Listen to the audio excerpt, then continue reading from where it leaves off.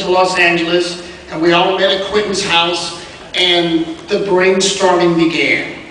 And I have to say, watching these two fantastic minds, both steeped in history, both well-known and obscure, and fantastic storytellers, and watching them weave their love of Django and Zorro into an exquisite, well, you'll just see it for yourself.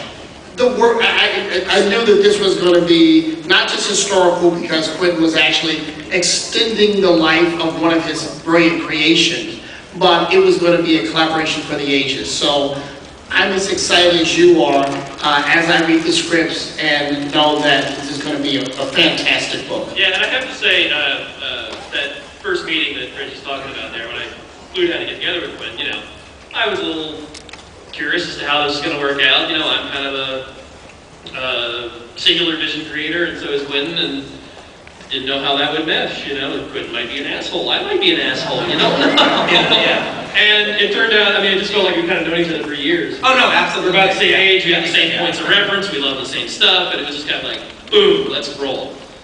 Well, it was actually one of the things that was actually really interesting about it was, I'm looking at. First, I was like, well, we'll take care of Django when we get to it. This has got to work as a Zorro book. Yeah. As the next extension of the Zorro book, and you're going to be those are your Bibles. All right, so I'm looking to him as the Zorro expert. However, I have seen a lot of the different Zorro or Zorro-ish type of movies and serials over the course of the years, and then just when I heard about the idea of Zorro Django, I started rewatching some of them and trying to brainstorm. So I was like, well, hey, what do you think about this? And maybe we could attack the story this way. But it's like, you're going to know what's best as far as Zorro is concerned. Let me show you these ideas and whatever.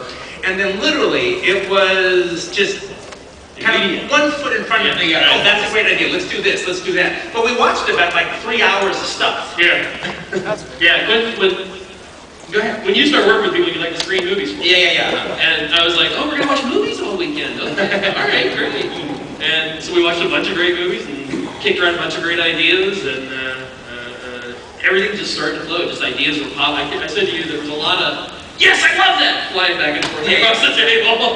And the thing with Django is, if I don't know if I'll ever do a movie sequel to it, but if I did, it would kind of, it would have to be connected to something to the first movie in kind of an epic kind of way. But I always did love the idea of there being, Reggie talked about it, there being like Django paperbacks. Just like the further adventures of Max Brand. Yeah, exactly, yeah. And, or Splinter in a Mind's Eye or something. It's just their own little adventure.